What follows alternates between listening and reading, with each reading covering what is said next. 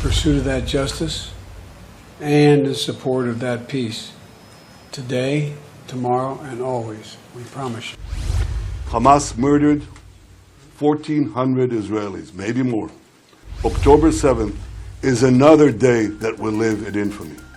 US President Joe Biden's visit to Israel, aimed at supporting the fight against Hamas and offering aid to Palestinians, became entangled with escalating tensions. The trip followed a Gaza hospital bombing that sparked outrage in the Arab world, linking Biden to potential Israeli actions.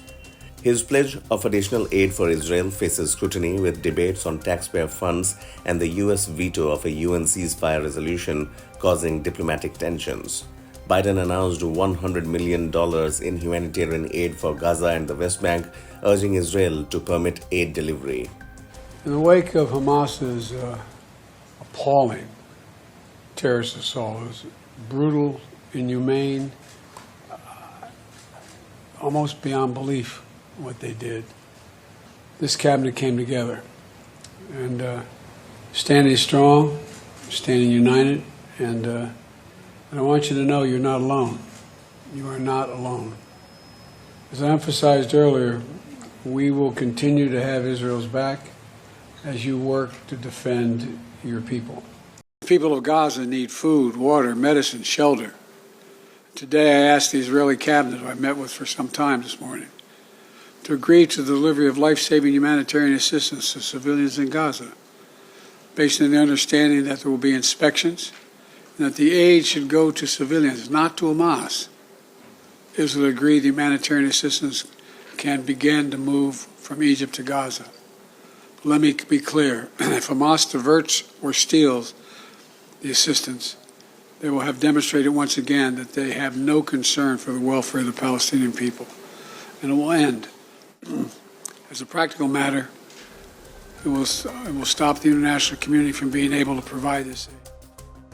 The White House acknowledges the need to clarify Biden's Israel policy domestically. As the situation escalates, maintaining credibility may become challenging for Biden, especially in the event of a ground invasion. Critics question Israel's adherence to the law of armed conflict. A Reuters Ipsos poll reveals that 78% of Americans support U.S. diplomatic efforts to help Gaza residents seek refuge, while 41% agree that the U.S. should support Israel in its conflict with Hamas.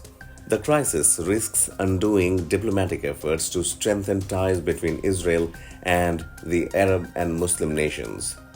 Efforts to normalize Saudi-Israeli relations are on hold as Biden seeks to prevent a wider Middle East conflict and avoid a direct confrontation with Iran. I know you share our outrage on this, and I know you share our determination to bring these people back. On October 7th, Hamas murdered 1,400 Israelis, maybe more. This is in a country of fewer than 10 million people. This would be equivalent to over 50,000 Americans murdered in a single day. That's 29 11s. That is why October 7th is another day that will live in infamy. Mr. President, you rightly said that Hamas is worse than ISIS. The German chancellor, who visited here yesterday, said that Hamas were the new Nazis. You're both right. And just as the civilized world united to defeat the Nazis and united to defeat ISIS, the civilized world must unite to defeat Hamas.